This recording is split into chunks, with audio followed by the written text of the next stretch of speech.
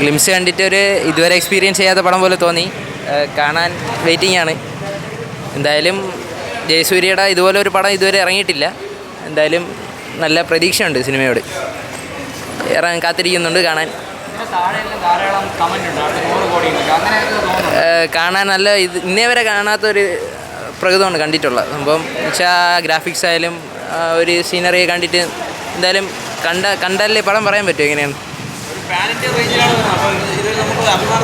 അതെ, പറയാൻ പറ്റും. കാരണം അത്രയും പ്രതീക്ഷ ഉള്ളതുകൊണ്ടാണ് ഞാൻ ഇങ്ങനെ പറയുന്നത്. എന്തായാലും പിന്നെ അതെ, ഇതുവരെ ഇങ്ങനെ ജയസൂര്യ ഒരു പടം ഇത്രയ്ക്കൊരു ഇതായിട്ട് കണ്ടിട്ടില്ല. ജയസൂര്യ എന്നല്ല, വേറെ ഒരു അത്ര ആക്ടേഴ്സ് അങ്ങനെ ഇതുവരെ കണ്ടിട്ടില്ല. എന്നാലും പടം സൂപ്പറായിരിക്കും എന്ന് വിശ്വസിക്കുന്നു. സത്യം പറഞ്ഞാൽ ഞാൻ ഇതൊരു മലയാളം സിനിമയാണോ എന്ന് പോലെ ഞെട്ടിപ്പോയി. കാരണം എന്ന് പറഞ്ഞാൽ ലൊക്കേഷൻസ്, ബാക്കി കാര്യങ്ങളൊക്കെ വിഷ്വലി പൊളിയായിട്ടാണ് ഫീൽ ചെയ്തിട്ടുള്ളത്. പിന്നെ ഗോകുലം ജി എടുക്കുന്ന ഒരു സാധനത്തിന് എനിക്ക് തോന്നുന്നത് അദ്ദേഹം ഇതുവരെ ചെയ്തതിലുള്ള ഏറ്റവും കൂടെ ഒരു മികച്ച് നിൽക്കുന്ന ഒരു സാധനമായിരിക്കും അടുത്ത പോലെ ഇറങ്ങാൻ പോകുന്ന കത്തനാർ. പിന്നെ അതുപോലെ തന്നെ ജയസൂര്യൻ മിക്കവാറും കരിയറിൽ ഏറ്റവും ബെസ്റ്റ് ആയിട്ടുള്ളൊരു സംഭവമായിരിക്കും. പിന്നെ എനിക്ക് റോജൻ തോമസിന് നല്ല വിശ്വാസമുണ്ട്. കാരണം എന്ന് പറഞ്ഞാൽ ഹോമിന് മുമ്പ് എടുത്ത ആരും മങ്കിപ്പനാണ് ഫിലിപ്സിൻ്റെ. അതും നല്ല ഒട്ടും പ്രതീക്ഷയില്ല. കാരണം എന്ന് പറഞ്ഞാൽ അതെനിക്ക് ഓർമ്മയുണ്ട്. അന്ന് ആൾക്കാരൊന്നും കാണാതെ കാരണം വിജയ് ബാബു സാന്ദ്ര തോമസിന് ആദ്യത്തെ പ്രൊഡ്യൂസ് ചെയ്ത ഒരു പടമാണ് അത്. ആരും കാണാൻ പറ്റും. ഞാൻ കൈരളി കോംപ്ലക്സിൽ പോയ സമയത്ത് വളരെ കുറച്ച് പേരെ ഉണ്ടായിരുന്നു. പക്ഷേ എനിക്ക് അത് കണ്ടിറങ്ങിയപ്പോൾ മനസ്സിന് ഭയങ്കര ഫീൽ നൽകിയൊരു പടമാണ് റോജിൻ്റെ.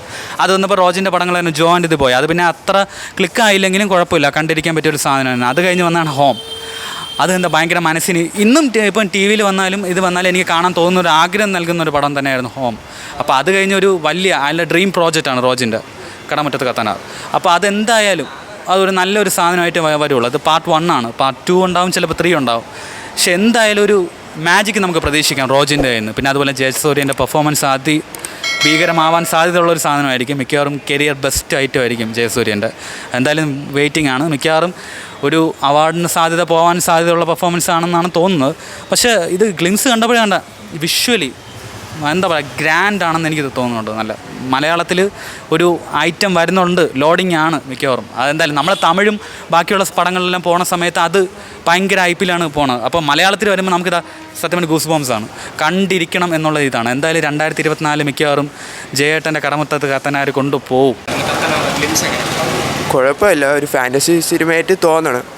സിനിമ കൊള്ളായിരിക്കും. ജയസൂര്യയുണ്ട്, അനുഷ്ക ഷെട്ടിയുണ്ട്, ഗ്ലിംസ് എല്ലാം നല്ല ഇതുണ്ടായിരുന്നു. പ്രതീക്ഷയുണ്ട്.